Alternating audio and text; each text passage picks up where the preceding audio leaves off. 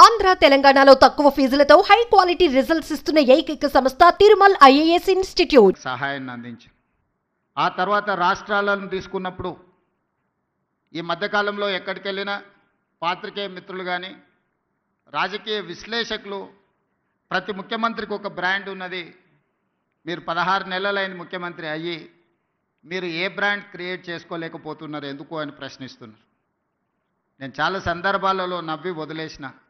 ఎందుకంటే ప్రశ్న అడిగేవాళ్ళు నేను ఏ బ్రాండ్ కోసం ప్రయత్నం చేస్తున్నో వాళ్ళు అవగాహన చేసుకునే పరిస్థితిలో లేరు అని. మొట్టమొదటిసారి 2 రూపాయలకు కిలో బియ్యం ఇచ్చిన ఎన్టీ రామారావు గారు పేదవాడు తెల్లన్నం తిన్నప్పుడల్లా వారిని గుర్తు చేసుకుంటాడు. ఐటీ కంపెనీలను, హైటెక్ సిటీని ఇవి చూసినప్పుడు చంద్రబాబు నాయుడు గారు గుర్తొస్తాడని చెప్తారు. అదేవిధంగా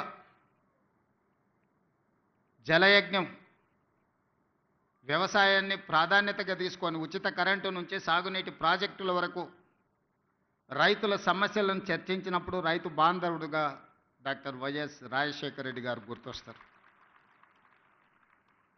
సరే, ఇంకొంతమంది కొన్ని రకాలుగా కొన్ని బ్రాండ్స్ క్లెయిమ్ చేస్తూ ఉంటారు. ఉద్యమకారులమని, తెలంగాణ ప్రదాతలమని. వాళ్ళ గురించి నేను పెద్దగా చర్చించదలుచుకోలేదు.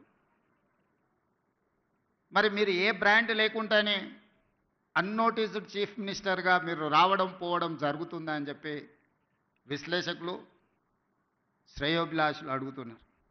నేను ఒక మాట చెప్పదలుచుకున్న ఈ వేదిక మీద నుంచి విశ్లేషకులకు, విమర్శకులకు,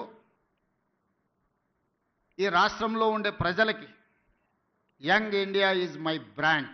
I wanted to create an brand that is called young India. 1000 సంవత్సరాల చరిత్ర కలిగిన మానవుల కోసం దేశాలు, సరిహద్దులు అనేటివి కృత్రిమంగా మనం సృష్టించుకున్నవే. ఒకప్పుడు రాజ్యాలు ఉన్నప్పుడు బలవంతుడైన రాజు ఆక్రమించుకుంటూ పోతే పెద్ద పెద్ద రాజ్యాలు ఉండేటివి. మళ్ళీ సామంతులు స్వతంత్రం ప్రకటించుకుంటే అవి చిన్న రాజ్యాలుగా మారినాయి. రాజ్యాల సరిహద్దులు మనం